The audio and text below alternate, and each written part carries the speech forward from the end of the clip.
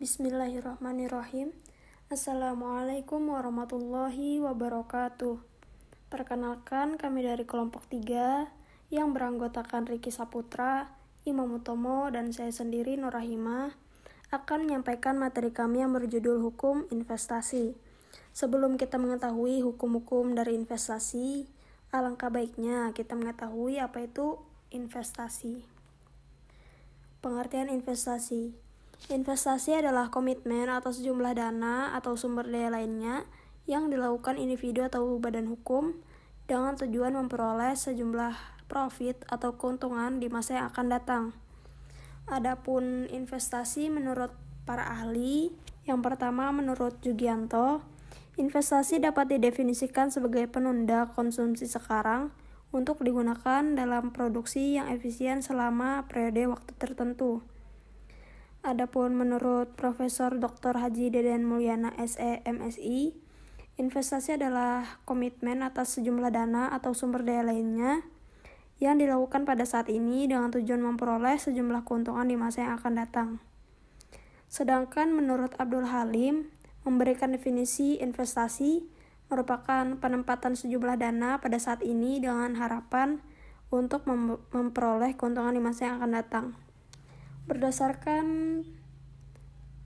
pengertian dari para ahli di atas, dapat kita simpulkan bahwa investasi merupakan sesuatu alat penyedia suatu barang modal untuk dipergunakan sekarang dan mengharapkan sebuah keuntungan di masa yang akan datang.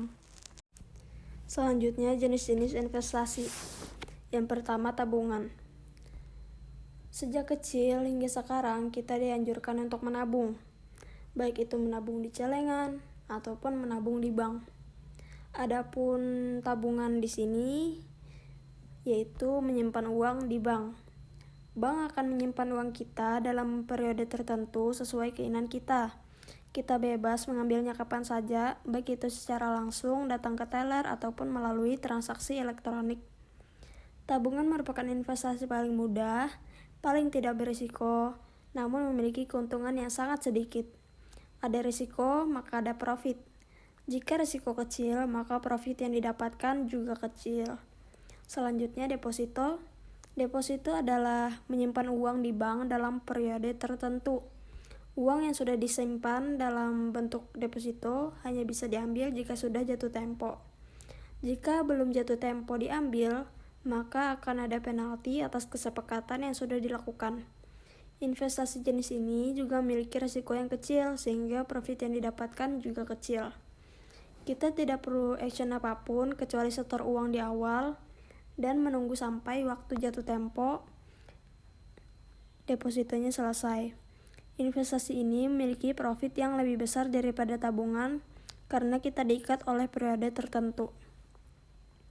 Selanjutnya, reksadana. Reksadana adalah tempat himpunan dana secara kolektif. Dana yang terkumpul akan dikelola oleh manajer investasi yang akan diinvestasikan pada jenis investasi lainnya. Bila mendapat keuntungan ataupun kerugian akan dibagi secara rata pada investor-investor lainnya. Jenis resikonya berbeda tergantung jenis resiko yang dipilih. Jenisnya adalah reksadana pasar uang, reksadana saham, dan reksadana campuran. Selanjutnya, obligasi. Obligasi adalah surat hutang yang merupakan bukti bahwa kita memberikan hutang kepada perusahaan tertentu atau pemerintah. Pihak yang berhutang akan memberi bunga atau jangka waktu tertentu. Jangka waktu pengembalian hutang lebih dari 1 tahun. Obligasi yang paling aman adalah obligasi atau surat hutang dari negara. Obligasi memiliki keuntungan yang lebih besar secara profit, biasanya lebih besar daripada deposito. Namun, jangka waktu pelunasan obligasi lebih dari 1 tahun. Hal ini akan membuat kita kurang liquid. Jika ingin mendapat uang, kita harus menunggu tanggal jatuh tempo. Selain itu, jika perusahaannya bangkrut, uang kita pastinya tidak akan kembali. Inilah risiko investasi. Semakin besar investasi, semakin besar profitnya. Selanjutnya, saham. Saham merupakan tawaran perusahaan kepada kita untuk menginvestasikan uang kita kepada mereka. Dengan itu, kita bisa memiliki bagian dari perusahaan tersebut sesuai porsinya. Uang yang diberikan akan digunakan sebagai modal perusahaan tersebut mengembangkan usahanya. Orang yang membeli saham tersebut akan mendapat profit yang disebut dividen. Saham ini bersifat fluktuatif, tergantung pasar saham. Biasanya, kalau perusahaannya sehat dan memiliki pergerakan positif, maka nilai saham akan naik. Begitu juga sebaliknya, jual beli saham dilakukan di perusahaan sekuritas. Profitnya tidak bisa ditentukan karena tergantung dari performa perusahaan tersebut. Bisa untung berkali-kali lipat, bisa juga rugi. Semakin tinggi risiko, maka semakin besar profitnya. Selanjutnya, emas. Nilai emas selalu naik setiap tahunnya. Emas sangat liquid atau bisa diuangkan kapan saja. Harga emas saat ini 860.000 per gramnya. Itu diambil data pada saat tanggal 20 bulan September 2021. Ada banyak macam bentuk emas seperti emas batang, emas koin, dan emas perhiasan. Selain harganya yang selalu naik tiap tahunnya, risiko investasi emas ini adalah risiko dicuri orang. Emas berupa benda wujud dan tidak ada tanda bukti kepemilikan selain hanya sertifikat emas. Selanjutnya, properti. Contoh properti di sini seperti tanah, rumah, ruko, dan sebagainya. Sifat properti sama dengan emas, yaitu semakin lama semakin naik. Properti tidak liquid. Properti tidak mudah cepat dijual dengan harga sesuai keinginan. Adapun resikonya apabila membeli rumah yang masih dalam proses pembangunan dan proses pembangunannya tidak jelas, akhirnya proses pembangunan tidak dilanjutkan dan akhirnya mengalami kerugian. Sekian dari saya, materi selanjutnya akan disampaikan oleh teman saya, Ricky Saputra. Assalamualaikum warahmatullahi wabarakatuh.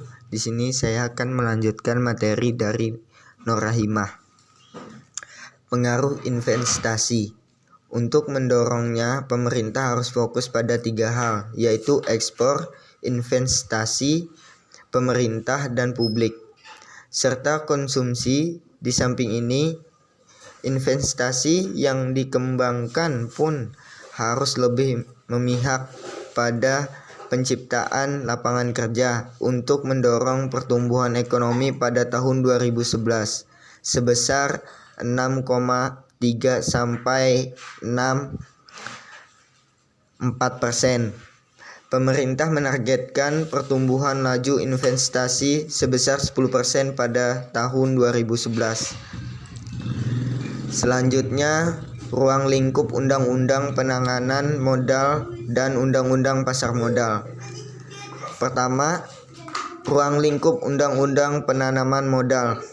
Tujuan utama dari pembentukan Undang-Undang Penanaman Modal adalah memberikan kepastian hukum dan kejelasan mengenai kebijakan penanaman modal dengan tepat mengedepankan kepentingan nasional sehingga dapat meningkatkan jumlah dan kualitas investasi yang berujung pada meningkat pertumbuhan ekonomi, peningkatan lapangan kerja, peningkatan ekspor dan penghasilan devisa, peningkatan kemampuan teknologi, kemampuan daya saing nasional, dan pada akhirnya diharapkan dapat meningkatkan kesejahteraan masyarakat pada umumnya. Selanjutnya akan dilanjutkan oleh Imam Utomo. Dan yang kedua, ruang lingkup Undang-Undang Pasar Modal. Undang-Undang Pasar Modal Nomor 8 Tahun 1995 tentang pasar modal mendefinisikan pasar modal sebagai kegiatan yang bersangkutan dengan penawaran umum dan perdagangan efek perusahaan publik yang berkaitan dengan efek yang diterbitkannya, serta lembaga dan profesi yang berkaitan dengan efek. Dan selanjutnya ialah PMDN dan PMA. PMDN atau penanaman modal dalam negeri